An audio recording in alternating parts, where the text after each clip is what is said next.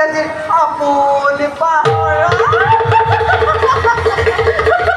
মাতৃ কিয় তুমি আহিলা এই স্থানে পুনর? আশ্চর্য নাকি আপন? আচৰিত নহে মাতৃ কোনো কথাতে।